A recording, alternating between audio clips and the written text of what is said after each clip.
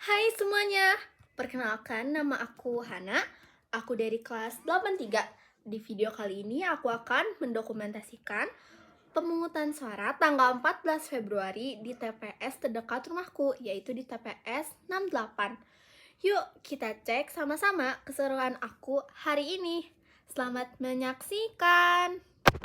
Kita lihat dari dokumen berita acara KPUD Murung Raya di Kalimantan Tengah. Kalimantan Tengah menyatakan ada instruksi KPU agar mengubah status partai gelora dari tidak memenuhi syarat menjadi memenuhi syarat. Kalau kita lihat secara keseluruhannya, partai gelora tidak memenuhi syarat, khususnya syarat soal 1.000 orang berkartu anggota di Kabupaten Murung Raya. Dari sampel uji petik yang dilakukan terhadap 140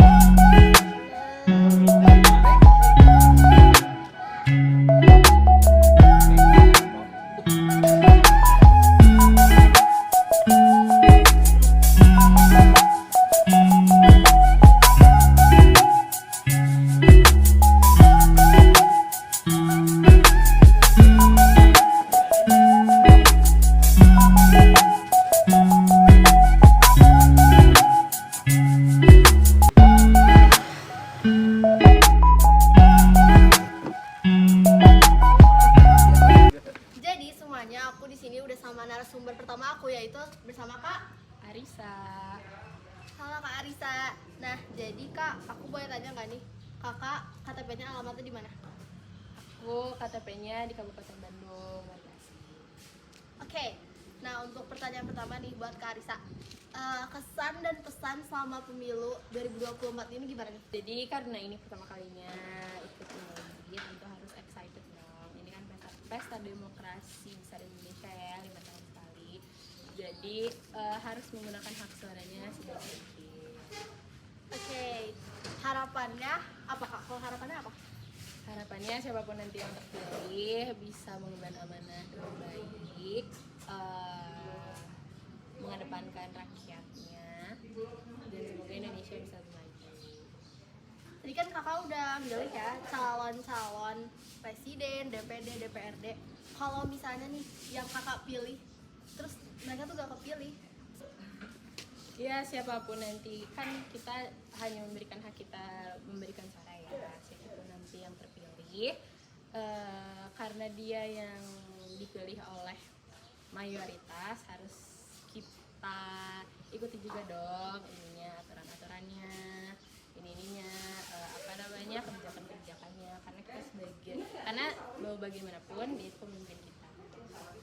Kakak protes gak sih, bakal protes gak sih kalau misalnya kakak udah kayak all in banget nih sama paslon yang ini, terus gak kepilih, kakak protes gak? Biasa aja. Harus ya siapapun nanti yang terpilih, semoga memang yang mana kita sebagai rakyat kewajibannya adalah untuk memilih siapapun nanti pemimpinnya, tetap harus kita ikuti. Oke, pertanyaan hampir terakhir aja ya. Tips and trick gimana caranya milih paslon atau calon-calon yang terbaik? Ikuti suara hati, terus selama pesta demokrasi ini ya harus diikutin, terus pilih menurut pendapat masing-masing siapa yang sekiranya terbaik, atau kalau nggak terbaik siapa yang sekiranya bisa meminimalisir kerusakan atau kemunduran yang terjadi di Indonesia. Oke, terima kasih buat Kak Arisa. Nanti kita akan bersama lagi pada narasumber selanjutnya. Dadah. Oke, semuanya di sini aku sudah bersama narasumber kedua, yaitu bersama Bapak Arman. Bapak Arman. Oke, Bapak Arman, kalau boleh tahu alamat KTP Bapak di mana? Di Margasi. Di Margasi. Tadi Bapak udah selesai ya? Sudah. Sudah selesai. Kalau boleh tahu profesi Bapak sebelumnya apa nih? PNS PNS. PNS di mana, Pak? di Politeknik Negeri Bandung. Oke. Nah, Pak Arman kan saya dengar PNS itu harus netral ya selama pemilu ini. Nah, Bapak tuh cara mewujudkan kenetralan itu bagaimana, Pak? Ya tidak mengarahkan mahasiswa ke salah satu pasangan calon. Oh, baik, Pak. Harapannya selama pemilu berlangsung ini apa, Pak? Damai, kemudian memberikan hasil yang terbaik untuk kita semua. Baik. Kesan-kesannya, Pak, tadi panitianya pada baik, pada lancar semuanya? Lancar. Kita masih menunggu hasil perhitungan. Malam ini masih berhitung. Kita tunggu saja. Oke. Terus Bapak, kalau dari Bapak nih, gimana kalau misalnya nanti paslon atau presiden yang Bapak pilih nanti tidak kepilih, Bapak gimana? Ya, dalam kehidupan demokrasi biasa saja seperti ya. Jadi ada yang menang, ada yang kalah, ada yang terpilih, ada yang tidak terpilih. Dan kita ikuti saja. Berarti selalu dukung aja yang nanti saja, terpilih. dukung saja. Oke. Nah, saya kan sendiri belum bisa nyoblos ya, Pak. Ya. Nah, terus bagaimana tips dan trik dari Bapak sendiri untuk memilih nanti calon presiden atau enggak DPRD-nya, DPR RI-nya, bagaimana, Pak? Tips and triknya? Tips yang pertama senantiasa membaca keadaan, membaca koran, membaca situasi, membaca buku, jadi kita bisa tahu dengan jelas. Juga membaca situasi politik ekonomi negara. Kami juga melihat bagaimana kondisi negara kita dibandingkan negara-negara yang lain gitu ya. Nah, dari situ nanti kita bisa belajar gitu, apa yang dibutuhkan negara kita, bagaimana proses yang seharusnya gitu. Kalau menurut Bapak, seorang presiden itu harus memiliki sifat seperti apa sih, Pak, untuk memimpin negara ini? Ya kalau jadi presiden pertama harus amanah, itu ya, harus amanah, harus punya kompetensi memimpin dan harus komprehensif. Tapi kalau secara agama ya itu tadi pertama jujur, amanah, kemudian adil, ya kurang lebih gitu. Menurut Juga Bapak, punya visi ke depan. siap. Kalau misalnya presiden itu perlu kayak misalnya kemampuan khusus tersendiri gak sih, Pak? Ya kemampuan khusus leadership ya jelas ya, semua harus, kemudian harus paling tidak punya pemahaman yang komprehensif atas segala aspek kehidupan. Nah, memang banyak yang membantu. Kalau keuangan nanti ada menteri keuangan, kalau pertahanan ada menteri pertahanan, kalau pendidikan ada menteri pendidikan, kalau pertanian ada menteri pertanian, kalau ke PU-an, kerjaan umum ada menteri PU dan seterusnya lah. Nah, di samping juga dia harus mengelola pemerintah di daerah, gubernur dan sebagainya. Dia memang tidak ahli semua, tapi paling tidak dia punya comprehensive view di mana dia bisa tahu, oh kalau ini saya harus tanya sama siapa.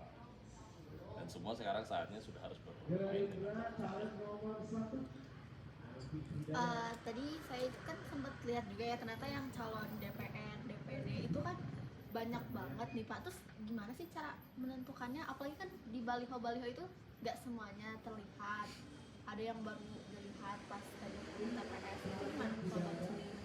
Jadi dari awal kan kita harus sudah lihat ya, karena sudah ada aplikasi apa Go Kain ya, kita bisa lihat tuh calon-calon itu. Tapi perlu dilihat bahwa proses pemilu ini kan udah berlangsung sejak tahun lalu, mulai dari daftar calon sementara, dari daftar pemilih tetap. Saya kira itulah yang kita perlu siapkan ke kemampuan literasi kita ya untuk membaca siapa saja yang ada. Nah, tapi sekarang sudah didukung ya. Ada aplikasi di mana kita bisa tahu siapa yang sebenarnya menjadi calon, misalnya DPR, DPRD gitu. Kita bisa lihat, kita bisa amati. Tapi paling tidak kalau kita tidak cukup punya waktu, paling tidak kita mempelajari partai mana yang sebenarnya lebih cocok dengan visi kita gitu ya. Saya kira itu. Kalau biasanya nih di Marga Asih selesai pemungutan selesai hasilnya keluar biasanya jam berapa Pak? Ini kalau perkiraan saya ya ini mungkin selesai paling cepat jam 11 jam 10 malam. Karena satu TPS itu sekitar 300 suara gitu ya. 300 suara, terus ada 5 aspek ya, dari mulai presiden, DPR pusat, DPD, kemudian DPR Jawa Barat, terus DPR Kabupaten Bandung. Itu udah 5 gitu, dan itu harus dihitung. Total sekitar 1.500. Kalau penghitungan suaranya satu suara itu harus 30 detik. Ya 1.500 bagi 30 detik aja udah 750 Baik. menit. 750 menit itu dibagi 60 menit ya hampir 10 jaman lah gitu ya. Terima kasih kepada Bapak Arman, narasumber kedua kita. Dadah. Aduh, nanti dimarahin Pak Erik loh. Katanya siapa ini yang bermesraan? 1, 2, 3. Cik cik cik cik cik cik cik.